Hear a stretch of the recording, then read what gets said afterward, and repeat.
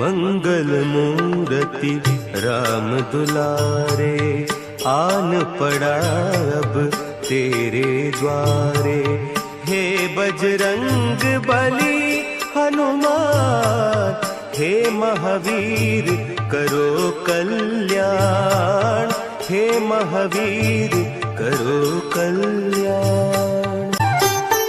तीनों लोक तेरा उजियारा, दुखियों का तूने काज संवारा। तीनों लोक तेरा उजियारा, दुखियों का तूने काज संवारा। हे जगवंदन केसरी नंदन, हे जगवंदन केसरी नंदन। कष्ट हरो हे कृपा निधान, कष्ट हरो हे कृपा निधान। मंगल मूर्ति राम दुलारे, आन पड़ा अब तेरे द्वारे। हे बजरंग बली हनुमान, हे महावीर करो कल्याण, हे महावीर करो कल्याण। जय बजरंगबली, जय श्री राम। प्रिय भक्तों, हनुमान गाथा चैनल में आपका स्वागत है। पिछले एपिसोड में हम जाने थे कि कैसे कुबेर देव ने अंजना को बतलाए थे कि अंजना की अब मृत्यु होने वाली है। इधर जब मारुति को पता चलता है कि उनकी माता की मृत्यु होने वाली है तो पवन देव से मार्गदर्शन मांगते हैं और पवन देव से बोलते हैं कि मेरे पास बहुत ज्यादा दुविधा है, मैं इस समय मुझे क्या करना चाहिए। पवन देव मारुति को बतलाते हैं कि जब जीवन में कभी भी कोई दुविधा हो और जब समझ में नहीं आए कि हमें क्या करनी चाहिए, तो हमें सिर्फ अपना धर्म निभाना चाहिए और अपने धर्म का पालन करना चाहिए। मारुति पवन देव से बोलते हैं ठीक है, मैं अपना धर्म जरूर निभाऊंगा और मैं अपना पुत्र धर्म भी निभाऊंगा। इधर यमदेव यमदूतों को अंजना का प्राण लेने के लिए भेज देते हैं, किंतु जब वो अंजन प्रदेश दूत आते हैं तो देखते हैं कि अंजन प्रदेश के राजमहल को चारों तरफ से दिव्य शक्तियों से और मंत्रों द्वारा उच्चारित शक्तियों से बांध कर रखा गया है, जिसके अंदर कोई प्रवेश नहीं कर सकता और दरवाजे पर बाली बैठे हुए हैं जो रोकने का प्रयास कर रहे हैं। यमदूत बाली को समझाते हैं और बोलते हैं कि देखिए, हमें हमारे कार्य में आपको हस्तक्षेप नहीं करना चाहिए, इसलिए आप हट जाइए और हमें अंजना का प्राण ले जाने के लिए अंदर जाने दीजिए। किंतु बाली यमदूतों की बातों को नहीं मानते और फिर युद्ध की चुनौती दे देते हैं। यमदूत बाली के साथ युद्ध शुरू कर देते हैं। कुछ समय युद्ध करने के बाद यमदूतों की शक्ति बाली में आ जाती है और इस तरह से बाली बहुत ज्यादा शक्तिशाली हो जाते हैं और यमदूतों को परास्त कर देते हैं। यमदूत वहां बहुत ज्यादा जख्मी हो जाते हैं और जख्मी हालत में यमदूत यमराज के पास फिर से जाते हैं। यमदेव अपने यमदूतों का हालत देखकर बहुत दुखी होते हैं और क्रोधित भी।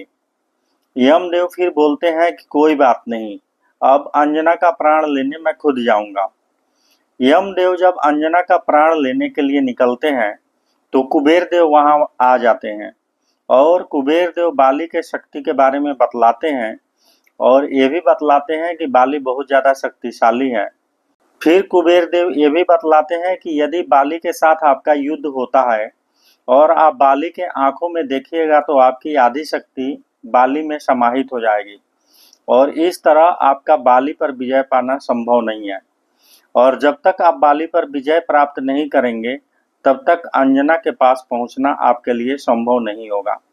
इन सब घटनाओं को देखकर इधर देवता लोग बहुत चिंतित होते हैं और वे सोचते हैं कि अगर बाली ने अंजना का प्राण हरने से रोक दिया तो सृष्टि में व्यवधान होगा और ईश्वर द्वारा बनाई गई सृष्टि के नियमों का विरोध होगा। इसलिए सभी देव ब्रह्मा जी के पास पहुंच जाते हैं और ब्रह्मा जी से अनुरोध करते हैं कि अब आप ही को कुछ करना पड़ेगा। इधर बाली और यमदेव में युद्ध शुरू हो जाता है और काफी समय तक युद्ध चलते रहता है। इस युद्ध का अंत नहीं हो रहा होता है क्योंकि यमदेव कभी भी युद्ध करते समय बाली की आंखों की तरफ नहीं देखते। तभी वहां ब्रह्मा जी प्रकट हो जाते हैं और ब्रह्मा जी बाली से बोलते हैं कि बाली तुम शक्तिशाली हो और मेरे वरदान से ही तुम्हें किसी से भी युद्ध करते समय उसकी आधी शक्ति तुम में आ जाती है, किंतु तुम्हें सृष्टि में व्यवधान प्रकट करने का कोई हक नहीं है और तुम्हें सृष्टि में व्यवधान प्रकट नहीं करना चाहिए। ब्रह्मा जी के समझाने पर बाली अपनी प्रतिज्ञा छोड़ देते हैं और अलग हट जाते हैं। यमदेव नहीं चाहते थे कि अंजना पृथ्वी लोक की यादें लेकर कुबेर लोक जाए, इसलिए यमदेव अंजना के पास आते हैं और अंजना से बोलते हैं कि आपकी जो भी इच्छाएं हैं उसे पूरा कर लो, क्योंकि हम नहीं चाहते कि तुम कुबेर लोक में पृथ्वी लोक की यादें लेकर जाओ। अंजना बोलती है ठीक है, लेकिन इसके लिए आपको मुझे थोड़ा समय देना पड़ेगा। यमदेव बोलते हैं ठीक है, मैं आपको थोड़ा समय देता हूँ। यमदेव जब थोड़ा समय दे देती हैं तो अंजना सबसे पहले कुंजर जी के पास जाती है और कुंजर जी से बोलती हैं कि आप हमें पुत्री और पिता धर्म से मुक्त करिए, मैं आपसे यही चाहती हूँ। कुंजर जी बोलते हैं मैं जिस दिन तुम्हारा कन्यादान किया था तभी पिता धर्म से मैं मुक्त हो गया था। फिर अंजना केसरी जी के पास जाती है और केसरी जी से बोलती है कि आप हमें पति और पत्नी धर्म से मुक्त कर दीजिए। पहले तो केसरी जी मना करते हैं और केसरी जी बोलते हैं अंजना ये कैसे हो सकता है, मैं तुम्हें कभी भी और किसी भी हाल में अपने पत्नी धर्म से मुक्त नहीं कर सकता।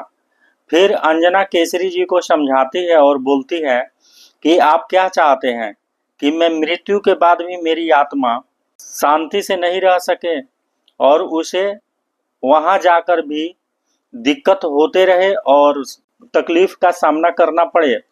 जब तक आप हमें पत्नी धर्म से मुक्त नहीं करेंगे तब तक हमारे आत्मा को कैसे शांति मिल सकता है। ये सुनकर केसरी जी जोर से बोल उठते हैं ठीक है, जाओ अंजना, मैं तुम्हें पत्नी धर्म से मुक्त करता हूँ, आज से मेरा तुम पर कोई अधिकार नहीं रहेगा। अंजना फिर बाली जी, तारा और जामंत जी से विदा लेकर अपने कक्ष में आ जाती है, किंतु अंजना को मारुति कहीं भी दिखाई नहीं देते जिससे कि वो मारुति से कुछ बात कर सकें, क्योंकि मारुति वहां नहीं होते हैं। अंजना फिर सभी लोग से बोलती हैं कि मेरे मारुति पर आप लोग अपना नज़र बनाए रखिएगा और मेरे मारुति पर आप लोग बहुत ज़्यादा ध्यान दीजिएगा। सबसे मारुति के बारे में अनुरोध करके अंजना अपने कक्ष में जाती है और वहां ध्यान समाधि में बैठ जाती हैं। ध्यान समाधि में बैठने के कुछ समय बाद यमदेव अंजना का प्राण ले लेते हैं और प्राण लेकर आकाश के तरफ जाने लगते हैं। तभी मारुति यमदेव से अपने माँ का प्राण वापस मांगने के लिए आ जाते हैं और बोलते हैं आप मेरे माँ का प्राण नहीं ले जा सकते, आप एक बालक को उसके माँ से दूर कैसे कर सकते हैं, इसलिए आप मेरे माँ के प्राण को वापस कर दीजिए। यमदेव बोलते हैं ये मेरे अधिकार में नहीं है कि मैं इस प्राण को आपको वापस दे सकूं। इस प्राण को वापस अगर लेना है तो आपको कुबेर लोक में जाना होगा और कुबेर देव से बात करनी होगी। फिर मारुति कुबेर देव के पास जाते हैं। यमदेव मारुति से ये भी बोलते हैं कि यदि आपको अपने माँ का प्राण चाहिए तो जब तक मैं आपके माँ के प्राण को लेकर कुबेर लोक पहुँच न जाऊं उससे पहले ही आपको ये प्राण वापस लेना पड़ेगा, क्योंकि एक बार अगर हम कुबेर लोक इस आत्मा को लेकर पहुंच गए और पुंजिका स्थला के शरीर में स्थापित कर दिया जाए तो फिर किसी भी हाल में आप इस प्राण को वापस नहीं ले सकते। अगले एपिसोड में हम जानेंगे कि जब कुबेर देव और ब्रह्मा जी मारुति की सहायता नहीं करेंगे तो क्या मारुति अपने माँ का प्राण वापस कर पाएंगे। इस वीडियो को राम भक्त और हनुमान भक्तों तक पहुंचाने के लिए इस वीडियो को शेयर करें अगर आपको इस वीडियो से कुछ नया जानने को मिला हो तो इस वीडियो को लाइक करें और आगे की कहानी लगातार जानने के लिए हनुमान गाथा चैनल को सब्सक्राइब करें। नमस्कार।